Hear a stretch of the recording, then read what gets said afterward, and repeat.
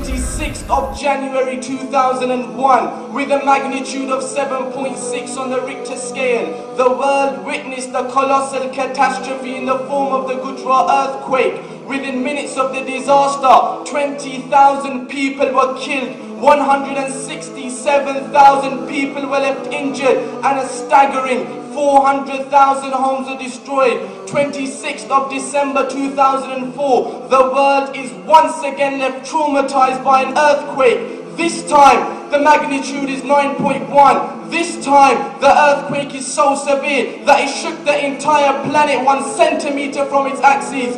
This time, it's the Indonesian earthquake or the tsunami. This time, 230,000 people are killed instantaneously across 14 different countries. 8th of October 2005, the world is once again left shocked by an earthquake. Kashmir, it's a Saturday. Students are in school just like every other Saturday. A disaster strikes in the form of a 7.6 earthquake. Within minutes, the area is transformed from a peaceful region to a pool of dead bodies, totaling in excess of 75,000 individuals. Entire towns and villages are wiped out at once by this disastrous devastation. 11th of March 2011, and I'm talking just a few months back, the Japan earthquake. The world is once again shocked as the disturbance sends waves of up to 38.9 meters high, sweeping through Japan, destroying 125,000 buildings in the process.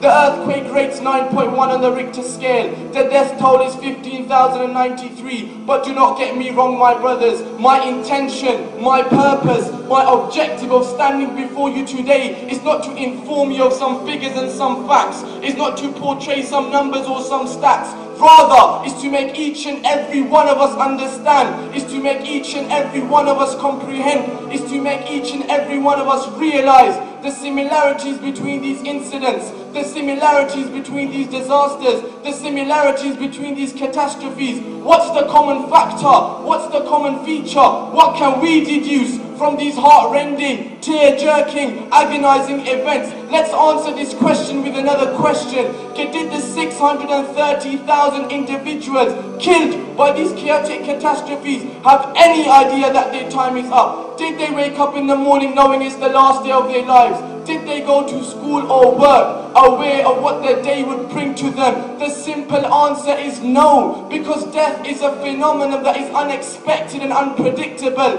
Every next moment could be our last. One can be sleeping, eating, walking, talking, studying, exercising, dressing, shopping, popping, playing, relaxing, chillaxing, working or enjoying his life, and before he knows it, his time is up. Take the example of Miklas Fer, the footballer. He comes on as a sub for Benfica. He makes the assist for the only goal of the game. The world is watching. It's a football match being broadcast on live television. He's only 24 years of age. The match is near its finish. He makes a tackle and receives a booking. As the yellow card is shown to him, he ruefully smiles at the ref and then turns around to get back to the action. All of a sudden, he bends forward and then falls flat on his back.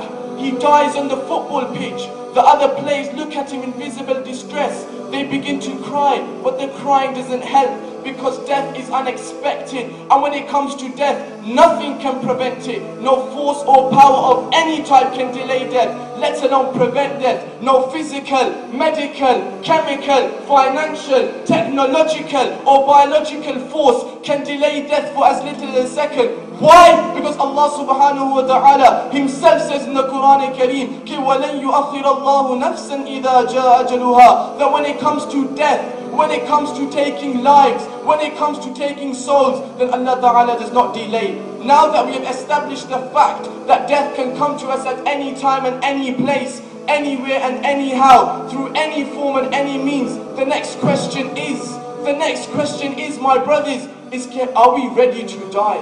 Are we living a life in which we are investing for our hereafter? Or are we living every moment in hope of increasing our stake in this deceitful world? In essence, Are we living for this world, or are we living for the hereafter? Let's take an example of he who lived for this world. And for those of you who don't know, I'm talking about Sikandar Akbar, Alexander the Great, a man considered to be one of the most successful commanders of all time. At the age of 30, he had one of the largest empires in human history.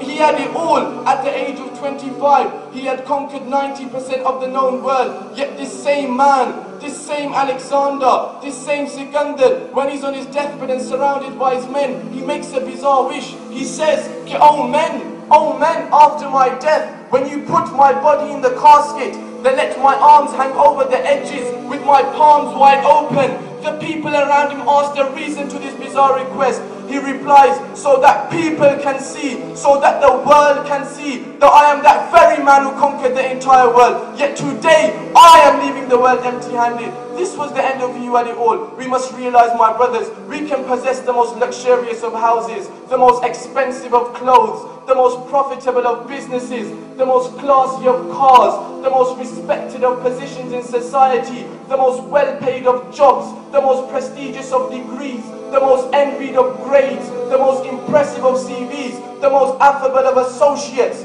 the most ecstatic of happiness, the most safe of security, and the most stunning of wives. But when the time of death comes, then all of these things will remain behind, and only our good deeds will remain with us. Why? Because the Prophet ﷺ is reported to have said in Bukhari by Hazrat Anas radiallahu ta'ala an, كِ يَتْبَعُ الْمَيِّتَ ثَلَاثَةً أَهْلُهُ وَمَالُهُ وَعَمَلُهُ فَيَرْجِعُ اثْنَانِ وَيَبْقَى وَاحِدٌ يَرْجِعُ أَهْلُهُ وَمَالُهُ وَيَبْقَى عَمَلُهُ. That when a person leaves this world, then only his good deeds will remain with him. And the Sahaba radiallahu ta'ala anhum ajma'een, they properly understood this.